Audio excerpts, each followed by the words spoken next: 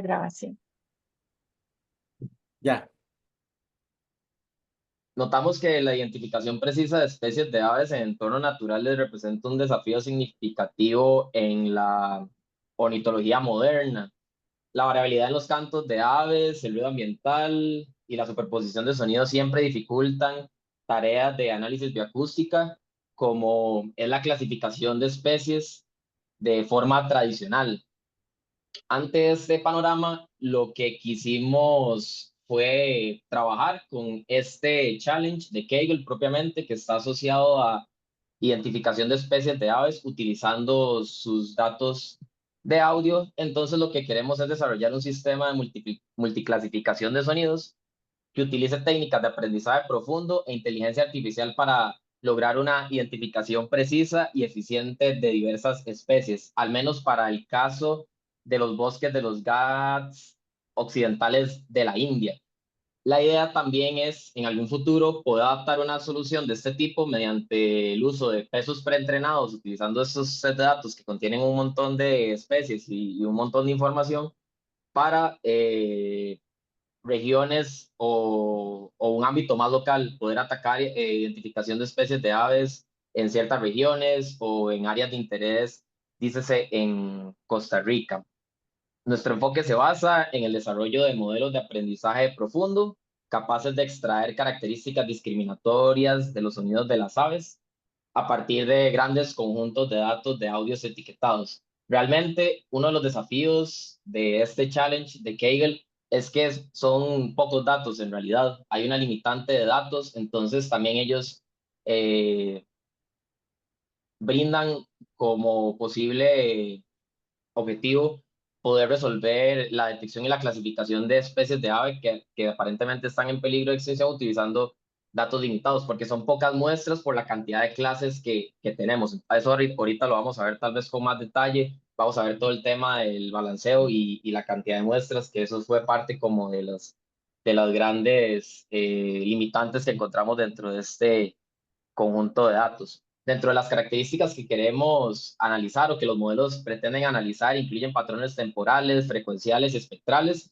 que estos son los que se van a utilizar para entrenar nuestros modelos de clasificación. Y con esto, asignar cada grabación de un pájaro a una especie en particular. La idea, bueno, como les decía, es adoptar este entrenamiento de un modelo, digamos, para utilizarlo en regiones localizadas de Costa Rica. Entonces, a partir de entrenar un modelo con datos conocidos como estos, etiquetados, y poder obtener información de los datos que tenemos acá en Costa Rica. Ese sería como tal vez un resultado a mediano plazo. Lo que buscamos ahorita más a corto plazo es poder resolver este problema de esta multiclasificación extensiva de especies de pájaros y ya después poder adaptarla a un ámbito costarricense. Entonces, como les decía, la base de datos que vamos a utilizar es la que provee esta gente del Cornell Lab of Ornithology. Bueno, ahí explican un poco como todos los temas de código, etcétera, etcétera. Pero yo monté ahí, digamos, mi propio notebook a partir de ese dato, ¿verdad? Bueno, de esos datos. Ahora, yo, bueno, vi múltiples problemas con plataformas tipo Colab, Kaggle, que es que como son tantos datos, las sesiones, digamos, no me daban la pata, por así decirlo, ¿verdad? Entonces, tuve que tuve que pasarme y hacer como un desarrollo de todo un proyecto en Python, de hecho, para poder efectuar correctamente todo lo que vendría siendo la detección y la multiclasificación de especies de pájaros. Entonces, tal vez ahorita aquí sea como un poco engorroso, pero voy a tratar de explicarlo lo más sencillo posible. Igual, yo creo que hacemos básicamente lo mismo, una configuración inicial ahí del sistema, importe de librerías, ¿verdad?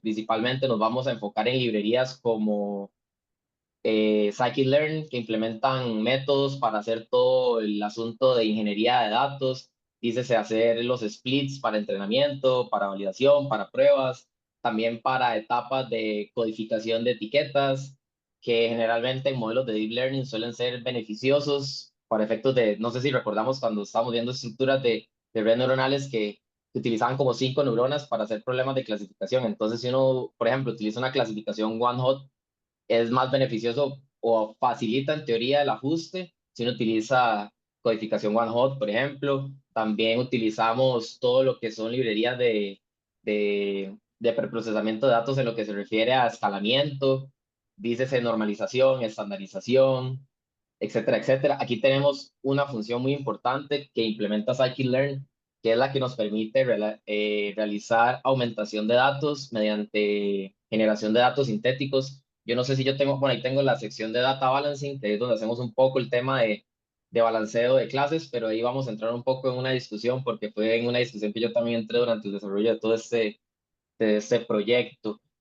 Bueno, pueden ver aquí las librerías de Deep Learning, tal vez las más importantes, como paquetillos esos de TensorFlow, que eras como las capas convolucionales, las capas de pooling, que no sé si recuerdan, todas las capas de las funciones de optimización, todo, bueno, aquí también incluimos modelos preentrenados para también probar con features de otros modelos entrenados con set de datos que son todavía más extensos. Digamos, yo puedo tomar el aprendizaje de un modelo preentrenado en ImageNet, por ejemplo, como es VG16, por ejemplo, y pasarle ese conocimiento a mi multiclasificador de pájaros, por ejemplo. Entonces yo podría construir también mi multiclasificación a partir de pesos preentrenados como vimos en clases, si mal no recuerdo. Luego, bueno, también hay otras librerías de aumentación de datos que implementa TensorFlow mediante, disculpe, eh, mediante el uso de capas de reescalamiento, de redimensionamiento, ajuste de brillo, ajuste de contraste, ajuste de dimensiones, rotaciones, traslaciones, acercamientos, etcétera. Bueno, aquí configuramos ciertas cosas del font y el tamaño para hacer los plots o la visualización, unas funciones de tiempo. Aquí hay una descripción en general o básica del set de datos, donde básicamente tenemos 3 directorios. Uno corresponde a las muestras de audio para entrenamiento. Hay también muestras de audio para probar o evaluar el modelo. Esa etapa todavía está work in progress, probar, digamos, el modelo ahorita con ese test Soundscape. Ahora vamos a ver por qué, porque no, tal vez no podemos entrarle de lleno a esas muestras de prueba. Y hay otras muestras que están sin etiquetar que también funcionan como muestras para validar el comportamiento de nuestro modelo. Tenemos los metadatos de cada una de estas muestras. Estos metadatos nos indican la etiqueta o la especie a la que corresponde esa grabación. También tenemos información sobre las coordenadas, el usuario que facilitó el recording y evidentemente el nombre del archivo donde se encuentra el audio propiamente o la grabación. Este sample submission era como en teoría nosotros tenemos que implementar una transcripción de salida cuando estamos haciendo una inferencia sobre un soundscape o una muestra de campo o una grabación de campo. Pero esto tal vez ahorita no lo vamos a tomar más en cuenta, nos vamos a enfocar más que todo en la parte del directorio del train audio, que estos están a 32 kHz, y la parte de los metadatos del entrenamiento, que en realidad lo que más nos interesa es el primary label y el file name.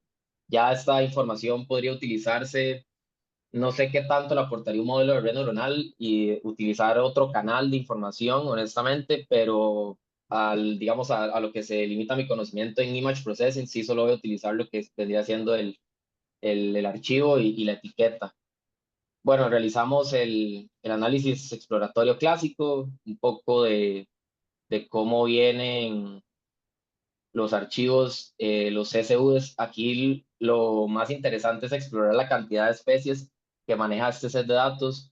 Acá podemos ver alrededor de 182 especies, o sea, es un set de multiclasificación muy amplio, amplio en el sentido de que hay demasiadas clases, ¿verdad? Y tal vez no tengamos los suficientes datos para que esa distribución de datos sea lo suficientemente representativa para 182 clases, ¿verdad? Entonces eso también es parte de los desafíos que incluso ellos mencionan dentro de la plataforma. Definimos el, el archivo de metadatos asociados a los archivos de entrenamiento, donde ya podemos ver lo que estábamos hablando. De hecho, el archivo facilita o el data frame facilita más información, como el nombre científico, el nombre común, el tipo de canto, incluso uno podría hacer otro tipo de clasificación con otra etiqueta incluso, ¿verdad? Si uno ya se quisiera poner todavía más sofisticado, pero debido a las limitantes que yo encontré, decidimos hacerlo solo con el primary label y obtener la información del file que yo no sé si aquí en ahora que lo podemos ver, y aquí viene ya como la etiqueta y que esa etiqueta corresponda a donde se almacena la muestra y el nombre de la muestra propiamente. Un poco de descripción básica del data frame, donde podemos ver que tenemos 24.459 entradas o 24.459 observaciones para 182 clases. Entonces ahí ustedes pueden hacer un poco la matemática y tal vez pueden ver que no, al menos siento que son muy pocos datos para la cantidad de clases a clasificar. Acá podemos realizar la típica descripción estadística de nuestro conjunto de datos, dícese los metadatos propiamente, pero igual esto no ofrece tal vez demasiada información. Tal vez lo más interesante ya sea ver cómo se ven los datos propiamente, cuáles son los datos que estamos utilizando para alimentar a la red neuronal. Aquí lo que generamos es un data frame que me va a generar una columna de los labels y una columna del file name. Entonces, lo que hacemos es que en la etapa de feature extraction o de procesamiento de datos, ya dices audio e imágenes, es tomar la columna de los labels y las columnas de los file names y de ahí hacer toda la transformación de audio a imágenes para así generar los arreglos de datos asociados a las imágenes de los cantos de pájaros y a los arreglos de las etiquetas de cada una de las especies. Como podemos ver aquí, que nosotros definimos esta, esta columna de data frame labels a partir del primary label del data frame. Obtenemos también lo que vendría siendo todas las filas de los files y aquí también podemos confirmar todo el tema de los target labels, que son 182 especies solo para ese bosque. Vemos que es una de ahí, yo no conozco nada de este tema, yo no sé nada de pájaros, ahí me disculpan, la verdad, pero y supongo que esto es bastante para unos bosques en la India, no sé, la verdad. Definimos métodos para cargar nuestro set de entrenamiento, es decir, para generar ese data frame que les estaba comentando. Bueno, eso es para convertir etiquetas a color para efectos de plot, para efectos de visualizaciones. Aquí generamos, bueno, aquí lo que hacemos es cargar más bien el data frame de entrada, el que vamos a utilizar para extraer esa información de las etiquetas y los archivos. Acá vamos a generar un count plot, de hecho, de la distribución de las especies. Son tantas las especies que ni siquiera me caben en el plot, pero notes el gran desbalanceo que existe entre todas las clases. Tras de eso, súmele ese detalle.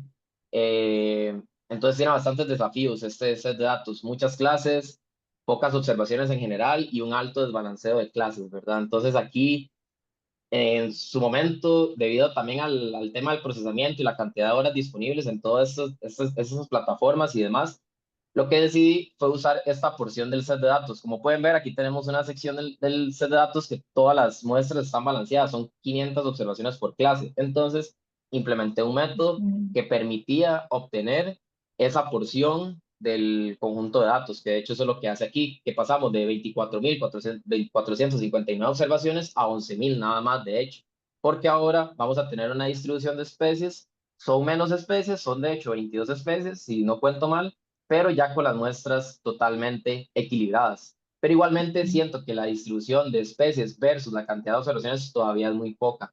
Entonces el tema de la cantidad de muestras es algo que también había que considerar, que había que atacar, digamos, para efectos de un modelo de deep learning es esencial tener datos etiquetados. Bueno, la profe me imagino que lo tiene clarísimo y los compañeros también, ya que lo vimos a lo largo del curso, pero es como ahorita el escenario, al menos en la parte de lo que es de la parte de la exploración de datos. Yo es que hasta ahorita estoy haciendo como más bien el trasiego de esto a los notebooks, entonces ha sido un poco, más bien me ha tomado tiempo. Por eso es que no he entregado como he hecho los entregables ahí bien, por eso mismo, porque he estado ahí entre ambas plataformas. Pero es igual a mí me interesa, es un trabajo, es un work in progress que yo sigo desarrollando ahí dentro de mis labores del día a día.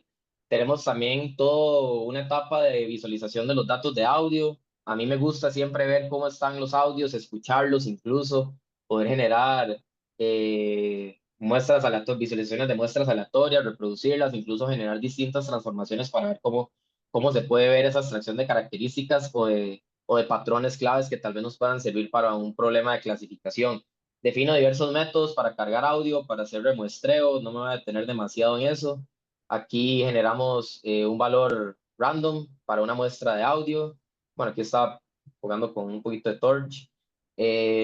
Aquí cargamos el archivo de audio, generamos el waveform, obtenemos el sampling rate, podemos hacer un resampling ahí para hacer un upsampling a 4100 Hz, que es como más o menos lo que se utiliza para muestrear archivos de música y ese tipo de cosas. Entonces, es para alta resolución, digamos, si queremos audio de alta resolución, entonces ahí le aplico esa transformación para tener esa mejora en cuanto a resolución se refiere. También tenemos métodos para plotear todo lo que son las señales, como se puede ver aquí. Yo no sé si yo puedo compartir audio, pero esto en teoría debería sonar el pájaro, digamos, correspondiente a esa muestra. Tenemos métodos también para hacer como particiones, porque notamos que había muestras que son más cortas que otras o más largas que otras. O sea, hay una variabilidad, perdón, en lo que es la duración de los archivos de audio. Entonces también consideramos métodos de slicing para considerar ciertas ventanas, para hacer como un enventanado y generar segmentos de audio asociados a ciertos pájaros, que incluso si uno implementa enventanado en muestras, eso también es una técnica de aumentación. Si yo, digamos, de una muestra la parto en dos, aplico segmentación, en ventanado en una, obtengo dos muestras, entonces ya, digamos, duplico y así podría de tener 500 muestras por clase a tener 1000, por ejemplo. Entonces eso también es otra técnica que no había considerado, de hecho, pero podría funcionar para efectos de aumentación de datos. Más que estas muestras de datos, cuando uno ya se las pone a estudiar y a escuchar, uno ve que hay varios cantos sucesivos. Entonces, es muy rico porque uno de una muestra hasta podría obtener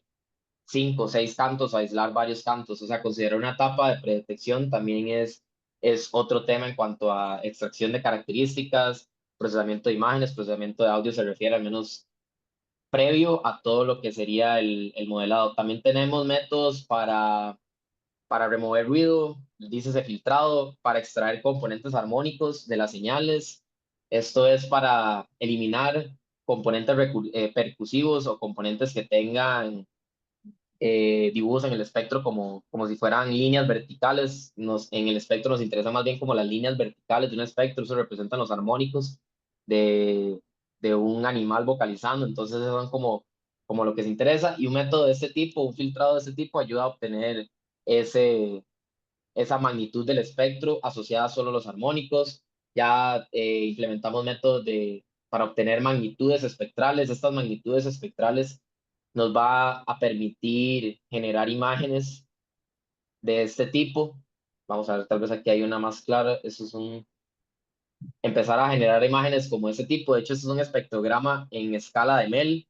Esta es la representación que nosotros usamos incluso para alimentar el modelo de red neuronal. Pero, como les comentaba, bueno, aquí hay otras visualizaciones de otros descriptores que ahí estuve probando, pero ya a la hora de procesar todo esto y hacer toda esta transformación voy a acelerar un poquito, de esta transformación de audio a imágenes, bueno, como les decía, toma demasiado tiempo, digamos, solo para estas 11.000 muestras, yo creo que la sesión ni siquiera me alcanzó para correr todo el conjunto de datos. Entonces, como les decía, ahí ya me vi la necesidad de pasar todo esto que había trabajado, digamos, del feature extraction y toda esta parte incluso que viene después del data mining, del encoding, de todo eso, a trabajarlo ya directamente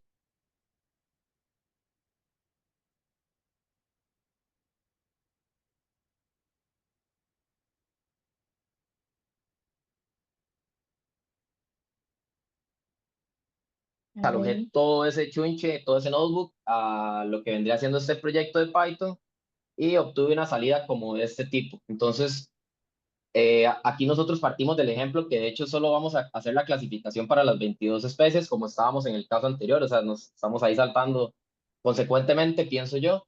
Acá están las 22 especies que vamos a clasificar y aquí el sistema empieza a realizar todo este procesamiento que lo que hace es transformar los archivos o las señales de audio a imágenes espectrales en espectrogramas de Mel, donde a la hora de transformar el espectrograma de Mel, aplicamos una reducción utilizando redimensionamiento con image processing para ajustarlo al tamaño de una imagen. Entonces también con esas técnicas de procesamiento de imágenes nos ahorramos un poco el tema de la variabilidad en las duraciones de audio. Entonces no tuvimos ningún problema en ese sentido, nada más que si hay como unos asuntos de interpolación a la hora de generar las imágenes que tal vez se puedan ver como reducidas o comprimidas, digamos, diría uno, como aplastadas.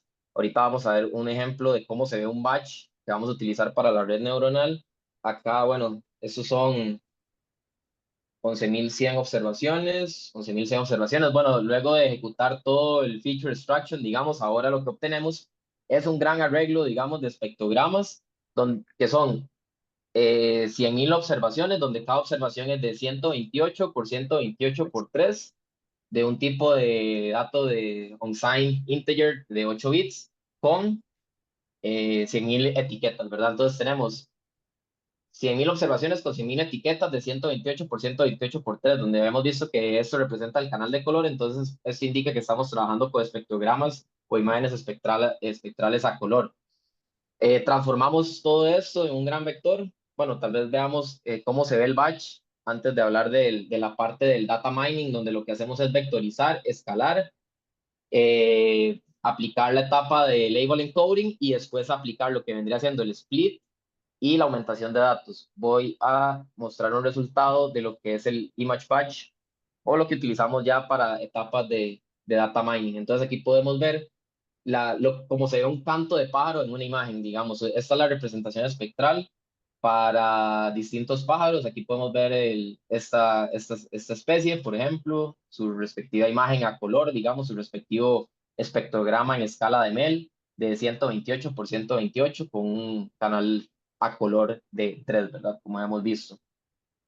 Voy a cerrar aquí por este lado y seguidamente, ya una vez que concluimos con la vectorización, bueno, aquí no aplicamos escalado, curiosamente, aquí dejamos el vector tal cual se ve, o sea, aquí dejamos estas imágenes así como se ven, no aplicamos nada al vector, ni normalización, ni estandarización, ni nada, queremos ver qué tan bueno es el modelo para extraer características propias de la imagen. Revisamos otra vez las clases a predecir, todo el esquema de codificación. Aquí, de hecho, hacemos la parte del splitting en los distintos, en estas porciones, ¿verdad? El set de datos original etiquetados tanto para entrenamiento, la validación del entrenamiento y para la evaluación correspondiente que vendría al final del entrenamiento o sucesiva al entrenamiento. Aquí tenemos una descripción de los distintos splits. Aquí, como pueden ver, no apliqué aumentación de datos, no apliqué nada de eso, utilicé el set de datos tal cual es. Lo que hice fue construir una red neuronal convolucional totalmente custom, nada más para probar cómo se comporta el set de datos, para entender un poco, para ver qué tanto tengo que escalar el modelo, si ya con una solución de ese tipo se ajusta bien o no, ¿verdad? Y aquí muestra un poco la construcción de ese modelo de red neuronal, donde tengo capas de normalización de batches, también del max pooling. Aquí otra recomendación es cambiar la normalización del batch luego del pooling. Luego incorporo ¿verdad? Cuatro capas convolucionales. Aplico el average pooling al final. Aplico dropout para lo que vendría siendo todos los features de la etapa convolucional. E incluyo el perceptrón multicapa ya para terminar con una capa de salida de 22 clases, que son la cantidad de especies a clasificar. Y aquí ya vendría como toda la parte del entrenamiento, que tiene más sentido si lo vemos en imágenes. Aquí tenemos la visualización de las métricas de la exactitud categórica. Como podemos ver, son poquitas épocas. Esto era todavía como muy explorativo, muy experimental debido a todas las limitaciones del set de datos. Entonces tuvimos que partir de este modelo básico que solo utiliza 22 clases y 11.000 observaciones, pero vemos que al menos para efectos de entrenamiento el modelo tiende a comportarse bien, donde inicia desde un accuracy pequeño hasta llegar a más del 9. Incluso parece que el modelo tiende a crecer más. pero nótese el comportamiento de la gráfica de validación, que aparentemente se va comportando bien, pero ya llega a su punto, digamos, de saturación o a su punto de máximo aprendizaje muy temprano, casi que a los 10 epochs, y ya ahí entra, digamos, en lo que vendría siendo overfitting, como hemos visto en clase, ¿verdad? O sea, aquí podemos evidenciar genuinamente el problema de la cantidad de observaciones que tal vez nos faltan por clase y tener que corregir con todas estas técnicas que les comentaba, ya sea utilizando segmentos de audio para las distintas clases o generar audios sintéticos con la función resampling que vimos allá en el notebook, que si no también podemos revisar ese método ahí más abajo, que yo lo tengo implementado, pero me gustaría ver las gráficas de las pérdidas, que las gráficas de las pérdidas sí evidencian un comportamiento tal vez no extraño, porque sí tiene una tendencia similar a las gráficas de la exactitud, pero sí vemos valores de crossentropía muy altos, ¿verdad? 3 y incluso el modelo en validación se sienta en una crossentropía de casi sí, 1.2, ¿verdad? Que es un valor altísimo y que no tendría sentido para la clasificación. Otro indicador más de que nuestro modelo todavía está con problemas graves de overfitting y que tal vez un modelo preentrenado, incluso utilizar transfer learning con BGG, ImageNet y todos estos modelos preentrenados que ya vienen en TensorFlow podría aliviar tal vez estos problemas. Entonces todavía hay mucho que explorar, todavía está ahí ese work in progress que estoy todavía lidiando y trabajando, entonces ese sería como el proyecto que yo tenía, pero sí creo que al menos resume un poco de los pipelines, el pipeline que hemos venido viendo de Machine Learning y demás. Así que muchas gracias. Muy bien, excelente, Mauricio, muchas gracias. ¿Entonces, si alguien tiene alguna pregunta? Ajá, José. Yo sí, bueno, no sé si se me escucha bien, es que está lloviendo muy fuerte por acá. ¿Sí se me escucha bien? Sí. Sí, No, mae, o sea, realmente muy interesante. Yo sí soy un poco más del área de, bueno, yo soy biólogo y soy un poco más del área de aves. Este, me parece muy interesante las decisiones que tomó y lo que hizo. Yo conozco Cornell Labs, bueno, no sé si vos conoces, hay una aplicación que se llama eBird que logra clasificar las aves dependiendo a cantos, dependiendo a sonidos, bueno, a cantos, ujú, sonidos, lo mismo, o dependiendo a, digamos, usted toma una foto y el MAE, digamos, dice, bueno, ahí, dependiendo a dónde esté y todo, hay una probabilidad de que sea ¿verdad? Sea esta ave.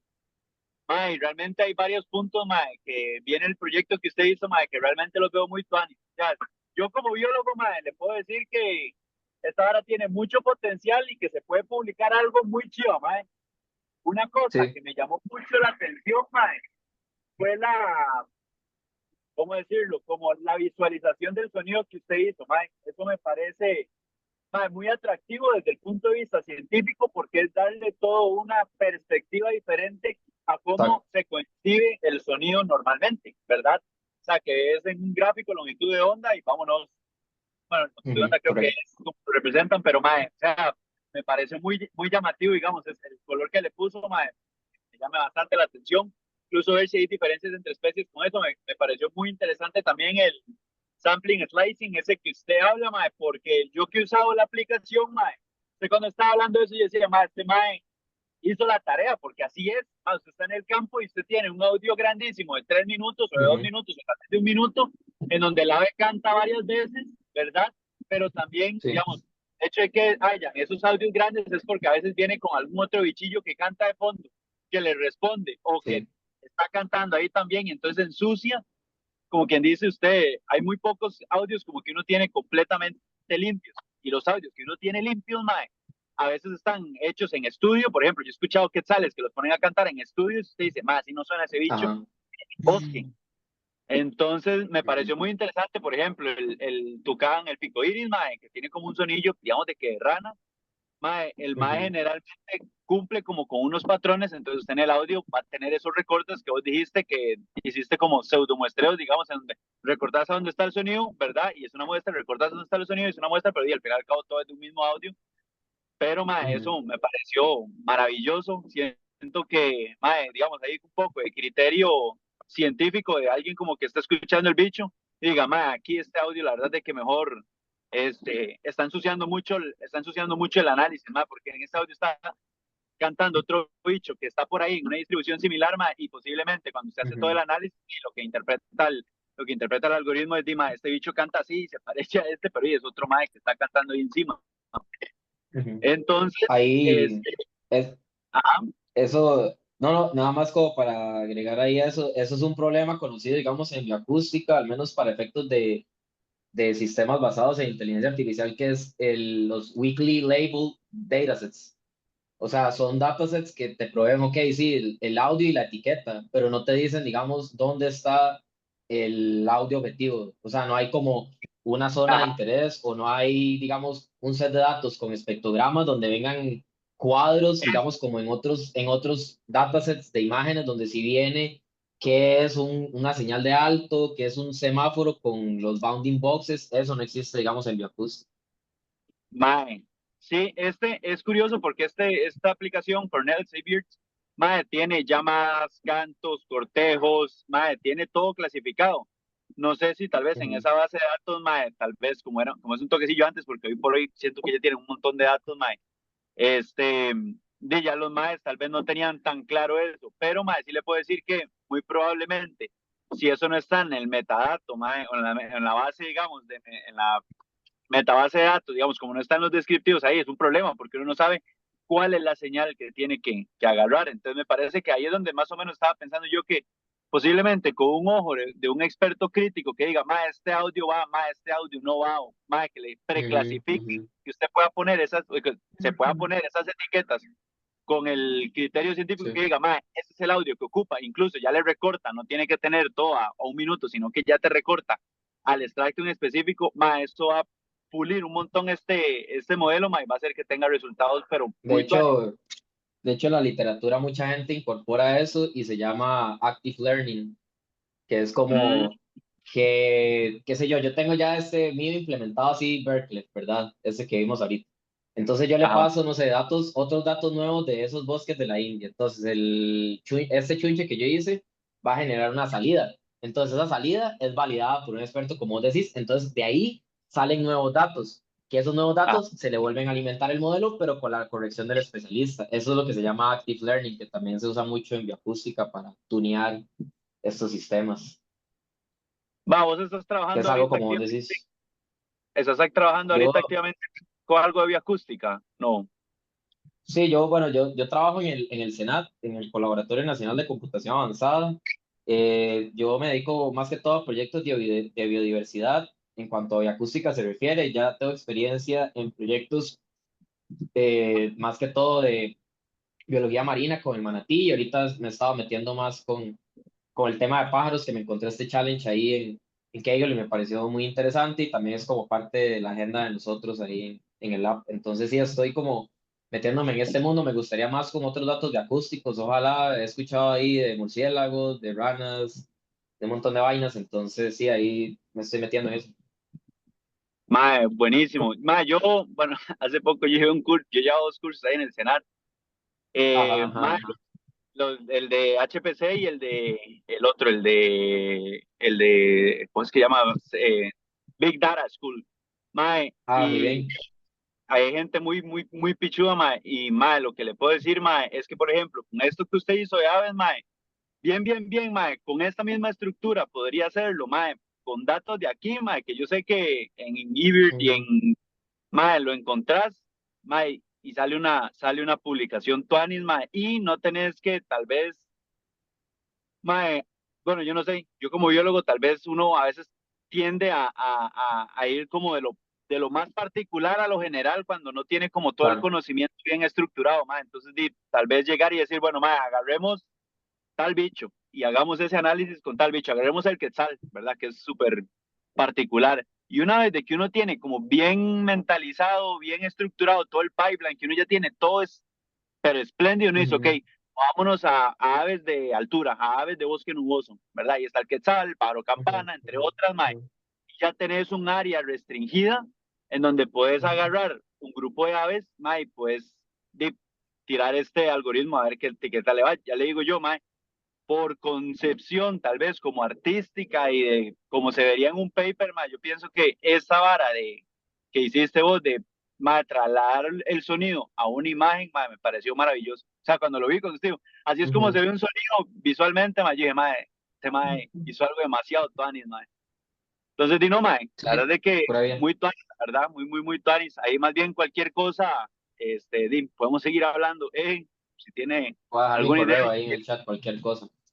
Permiso, ma, es que Sí, la sigue voy a Mónica. interrumpir a Eso José. iba a decirle.